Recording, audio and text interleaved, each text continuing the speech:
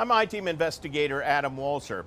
This is the last piece of steel from World Trade Center Tower Number 1 recovered from Ground Zero. It will soon be the cornerstone of a new 9/11 monument going up in the warehouse district of St. Petersburg. Ties to the terrorists who caused this destruction became apparent soon after the attack. But 20 years later, there are still plenty of unanswered questions. 2 decades ago, strangers arrived in sunny Sarasota County. A lot happened here. A lot. Quietly blending in while preparing to carry out the worst ever terrorist attack on American soil. Records show 12 of the 19 September 11th hijackers lived in or passed through Florida. Some bought cars. Others obtained Florida driver's licenses. They were here going to the same places I'm going to. In May of 2000, ringleader Mohammed Atta received a tourist visa from the U.S. Embassy in Germany. A month later, witnesses say he turned up in South Florida looking at crop duster planes. He just had to run him away from the airplane because he kept trying to get up on the wing, want to get in the cockpit. USDA loan officer John L. Bryant says Atta inquired about a loan to buy a plane. He said he was an engineer and he wanted to build a chemical tank that would fit inside the aircraft and take up every available square inch of the aircraft except for where the pilot would be sitting. Bryant said Atta dropped a name she didn't recognize at the time: Osama bin Laden. He mentioned that this man would someday be known as the world's greatest leader. It's something that will probably be with me for my life. In July of 2000, Atta and Marwan al-Shihi showed up at Huffman Aviation in Venice, seeking flying lessons in exchange for $20,000 in cash Atta carried in a briefcase. Is this the plane they actually trained in? Yes, sir. This is the very plane right here. Well, they train in a few planes. Atta and al-Shihi enrolled in an expedited flight program, flying nearly every day, according to Huffman Aviation owner Rudy Deckers. There was nothing that we could have seen that they were terrorists. I wish, because then I would have stopped it. As long as they keep their yard good. They moved into a rented room in a house across the street from Kim Matzelbova's home. What were those guys like who were living there at the time? And they were not super friendly to me at all. I'd say, "Hi, neighbor." They would never smile or wave back.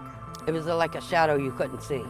That home owned by another Huffman Aviation employee. When they first arrived, they had no place to stay. They just popped in pretty much, as I recall, unannounced. After the attack, FBI agents searched the home, but the home's owners said they were clueless when it came to their plot. She asked if we could put flags in her yard because she wanted the neighborhood to know that she loved America. It wasn't her fault. There were clues of impending trouble not recognized at the time. If you're coming at me, charge in. Hijackers bulked up and trained in fighting techniques at local gyms. We could die any day, that's why we pray for such purposes. 5 times a day, heads in concrete surfaces, it's murderous. Arab assassins, you heard of us. Atta and other hijackers recorded a rap song at a Sarasota recording studio, calling themselves the Arab Assassins. I'm heartless, an animal next on God's list. Glocks and clips that blend with the fog and the mist. Scars on my fist, reputation with. Hindsight is almost always 20/20. 2 decades after 9/11, a former terrorist house is no longer an eyesore. The curse has been lifted off that house because now you see families that go in there. Rudy Deckers, the former owner of Huffman Aviation, went bankrupt. I lived the American dream, and 6 months after, I was nothing anymore. He wrote a book in 2011 that didn't sell many copies. The next year, he was convicted of distributing cocaine and heroin, served time in federal prison, and according to his ex-wife, moved out of the country. In the months that followed the 9/11 attacks, the federal government spent millions on investigations, interviewed thousands of people, and traveled the globe in search of evidence. Then Florida Senator Bob Graham, who led the Senate Intelligence Committee that investigated 9/11, said crucial information was never provided to Congress or the public. He fought for 15 years to get classified documents released. Did these 19 people, most of whom did not speak English, most of whom had never been in the United States before, most of whom were not well educated, did they carry out this sophisticated task alone, or did they have some form of support while they were in the United States? Graham believes that a family that lived in the upscale gated Prestancia neighborhood in Sarasota may have been involved.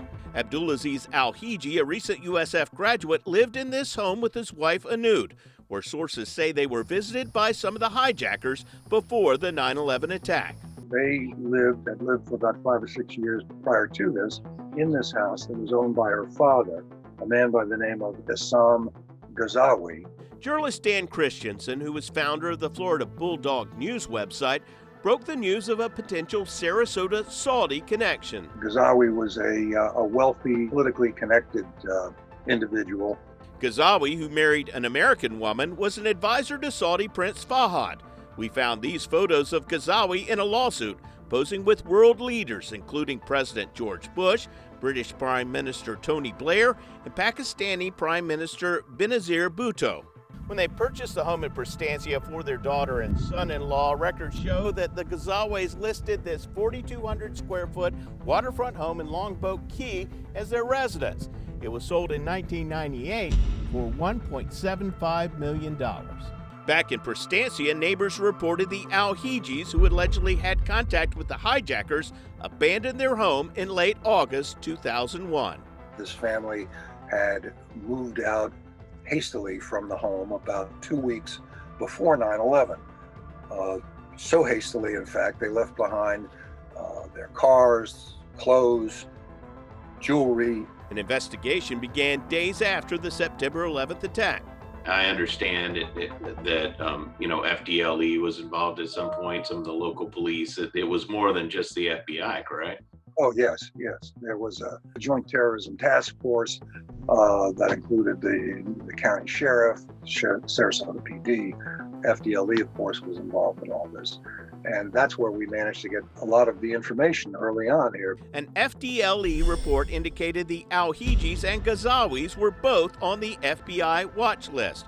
And Christensen later uncovered from multiple sources that 9/11 hijackers visited the home. Their license tags were photographed, and they had to fill out forms to be admitted to get in the first place. When that story was surfaced, the FBI's response was, in a public statement, that it had done a complete investigation of the situation in Sarasota, that it had found no connections between the hijackers and the prominent Saudi family. When Christensen sought records through the Freedom of Information Act, he was told they didn't exist, leading him to sue the FBI for the records. The FBI eventually sent Christensen this report in which an agent said there were many connections between the family and the 9/11 hijackers. A federal judge ultimately ordered the FBI to produce the requested documents. They told the judge in the case that the Tampa field office had 80,000 pages related to 9/11 that were generated by their office, and that they were all classified, every page. Sarasota private investigator Bill Warner simultaneously started his own investigation. And they were here, like in my neighborhood. So I had to look at it, I kept looking at it. Warner partnered with police, sheriff's deputies, and was eventually paid by ICE for providing surveillance photos and phone bills he collected from the garbage cans of people of interest. Where were they calling? All over the world. I mean, anywhere and everywhere. Lots of the Middle East. Their bills, you can see they're $1,200, $1,500, $2,000, sometimes $4,000 a month. And these are people living in a dumpy These are guys that live in duplexes, driving old cars, who don't have a job. Warner learned some of the people he surveilled had ties to terrorism. I was upset by 9/11, everybody was.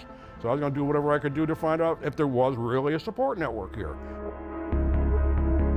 In Tampa Bay, there are still plenty of questions awaiting answers. We are entitled to know what happened, what changed the skyline of the biggest city in the country and killed 3,000 people. I'm I-Team investigator Adam Walser, taking action for you.